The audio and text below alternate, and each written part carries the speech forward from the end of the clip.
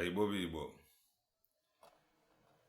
Ụtụtụ ọma, ehihie ọma, mgbede ọma, depending your time zone. Anyị ya dịka echi.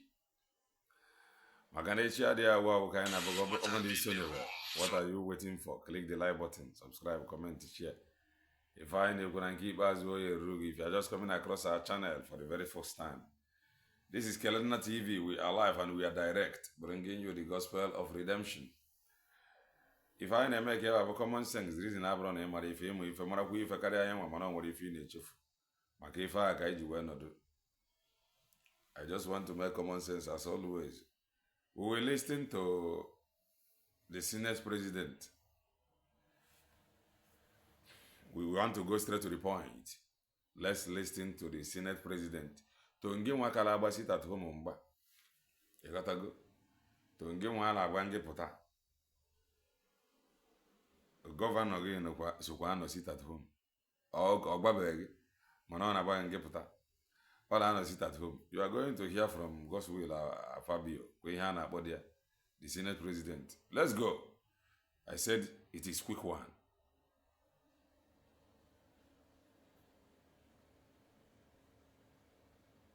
What has been the rule so far of the various state governments? They can't continue to have security votes, sit down, come to Abuja every month and go back home and obey Simon Ekpa. Your governors obey Simon Ekpa sit at home. Are you aware? You are not aware. Even Yamabu Godswill Afabio. Emeye governor tomorrow, ọ ka ji eme ya obe ka nna agba gị ka ihe mere the people ji eme obe the sit at home. The reason that the people have seen the reason ha ji wee need enwere onwe. The people have seen onye bụ onye na-ekwuchitere ha, onye chọrọ a better future for them. The people have seen and know the truth of what they want. Ya wetara etinye sit at home fan ya. Including your governor na no sit at home. Mana ọma nkwegwa gị. Mana ọ dị na social media mo lọọ eme obe sit at home. Ịghọtago? Mana anyị anọ na social media. Ihe anyị nọ bụla n'ihu akwụkwọ. Ịghọtago? So anyị fụzie la social media la your governors ụdị ihe a Godswill Afabio ekwu la your governors they receive security vote and they sat down doing nothing, obeying Simon Ekpa sit at home. Anyị fụkwa anyị wetara gị aka efu ihe dị la social media. Godswill Afabio emeghị gọvanọ ịka ji sit at home ka nna agba gị adịghị agba ya draw. Because let's continue to listen. And then they themselves don't go to work. They tell their family not to go to work.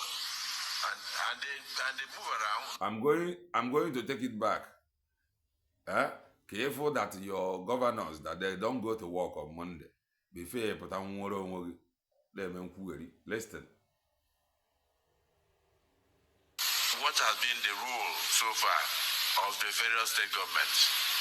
They can't continue to have security votes, sit down, come to Abuja every month and go back home and obey Simon Ekpa. And then they themselves don't go to work. They tell their family not to go to work. They themselves don't go to work on Monday. They tell their family not to go to work on Monday. But what are they telling you? To come out. That they are going to protect you. But they themselves don't go to work on Monday. They tell their family not to go to work. But they are telling you to come out. If one has listen.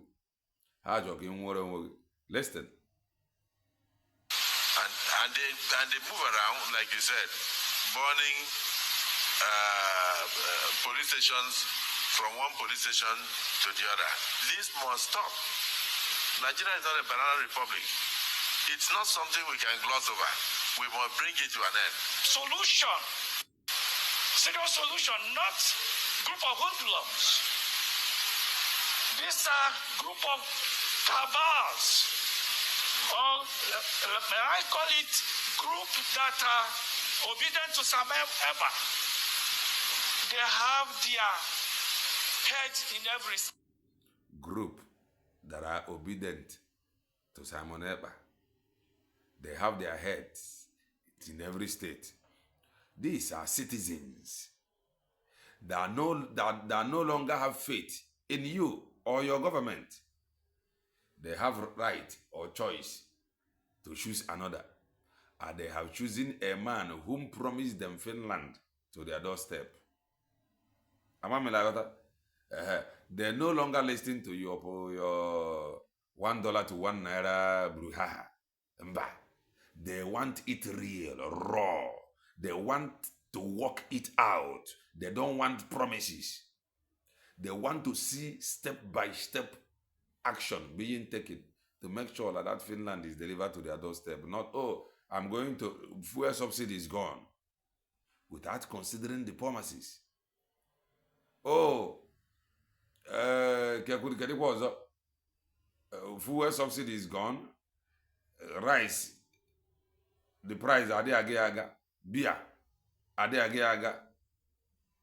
ina agba ha kwuo nkịtị mba ha ya try ya another maka ndị be anyị si n'ogeri n'ọdị na-aba mara nke ka mma. Let's continue to listen. State in the southeast and are functioning. They live in the bushes there. So I want to submit here, please. The matter should be taken more serious than is being presented in this House chamber. It has defied the solution of the state governors. Let the federal government intervene. It has defied the state government. Yeah, we sit opposite at home and carry state government and abozi federal. So nge nwa na agba nge pụta la onwezi ife na-eme uche gị dị na ya na ịghọtago uche gị dị ya. You may not know the day that Simon Ekpa has given instruction that nobody should go out. That's why we are spending time to discuss this issue. You can know the day if we see it in a social medium, we can share it. That is why it is important when you come across our video, you share. So that any day when you sit at home, if we come across it, we share. So that you can be aware. You get the point, Nan? So you want to see and share. Ka nwanne ga ahụ fidoro ya bụ isi ekwe ọnwụrụ ọnwa ihe na-eme. Ka nwanna ga ahụ fidoro ya bụ isi ekwe ọnwụrụ ọnwa ihe na-eme. Ịgbana ya la governor ya la no sit at home on Monday.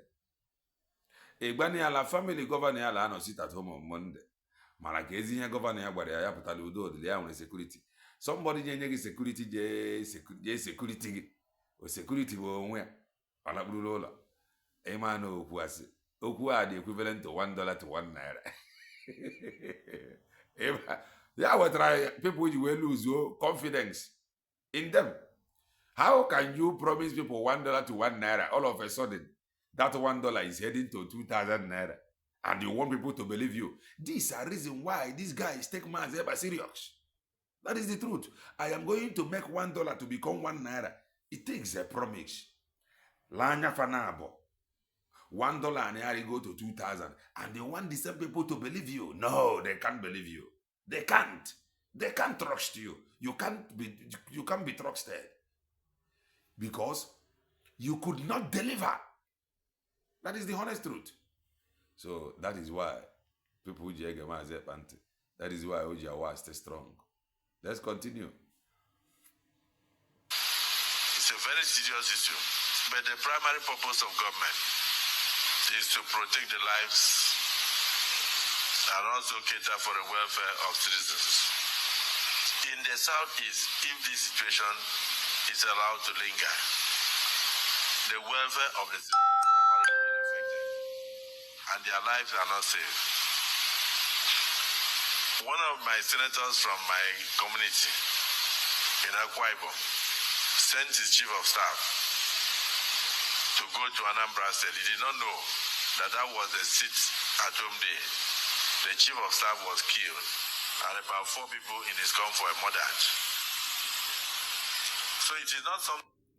One of his Senate friend from Akwa Ibom State sent his chief of staff to Anambra State, unknowing to them, they have on Monday sit at home. Also, chief of staff, or Ebru Kaya pụta nga ya agwa nge pụta la onwe ihe leme ịpụta anya na arịozi gị inweta ozi anyị gị chi ya ka ndị ji ama mata ụbọchị sit at home dị esi mba anyị amana ntụ ọzọ anyị esi eme ya na anyị ama mgbanye agbacha eche anyị abụọ freedom fighter na ihe anyị na-eme bụ anyị na-etinye okwu dị na social medium ọnụ social medium anyị na-etinye ọnụ. We are analyzing them, telling you things you should know, telling you the happenings. Ka nna agbaghere so enweta ozi anyị shi ya la chief of staff anwụọla o rebụrụ ngị nwale eme nkwugheri enweta gị ma agwa gị sit at home ma ị nọrọ ka agbasa gị. Something that is affecting only the southeast. It's affecting the whole Nigeria. It's affecting the whole Nigeria. If one state is under lock and key, it will affect the whole Nigeria. That is how powerful lockdown is. But some of you have no idea. But the whole southeast state is well locked down.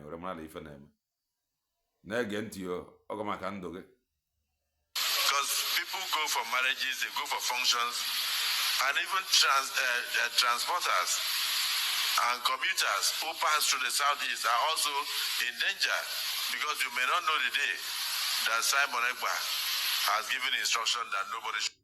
So if you want to know the day now, if you get our program, you share it. Can we know the day? Can you know of the know?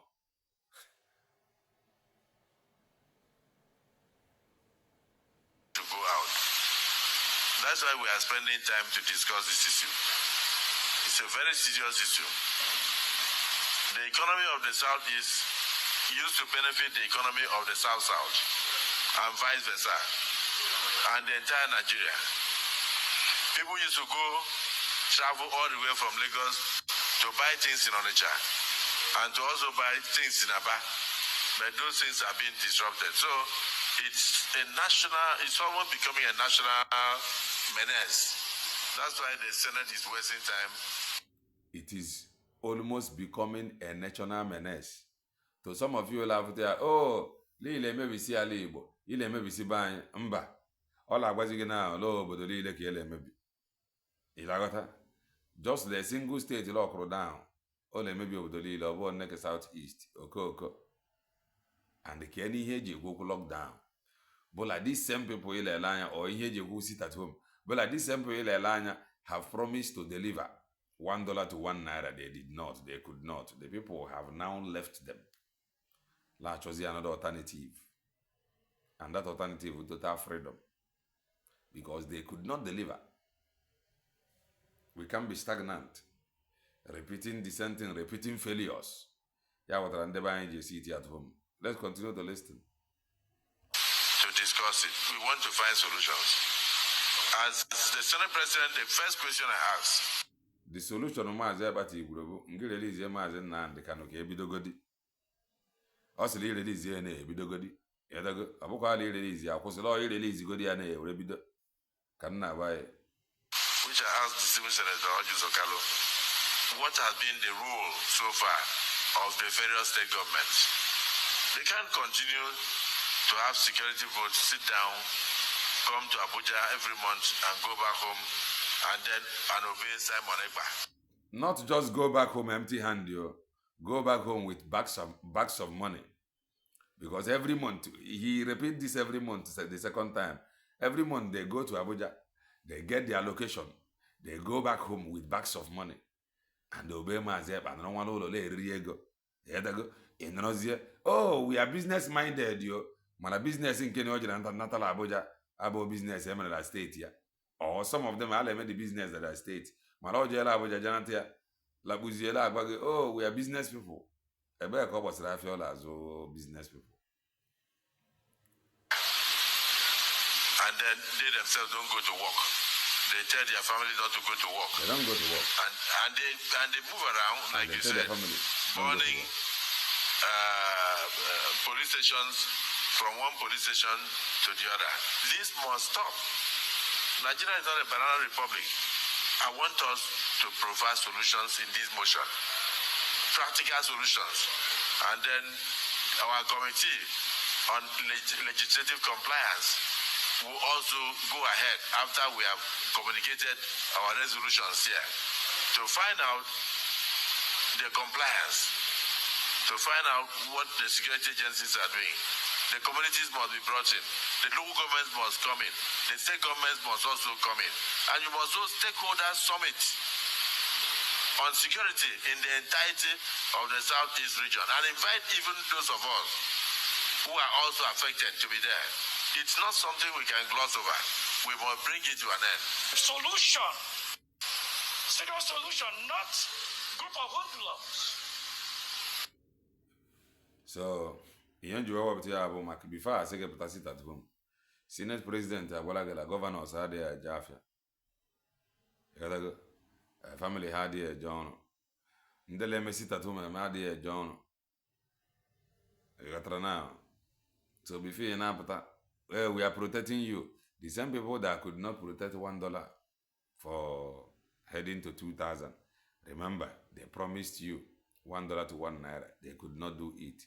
How are you sure that the next thing higher boy ha yemenwe muranya before ebula abaye ka Chineke mezie okwu anyị go understanding na ha eze chite oke abịa ma ise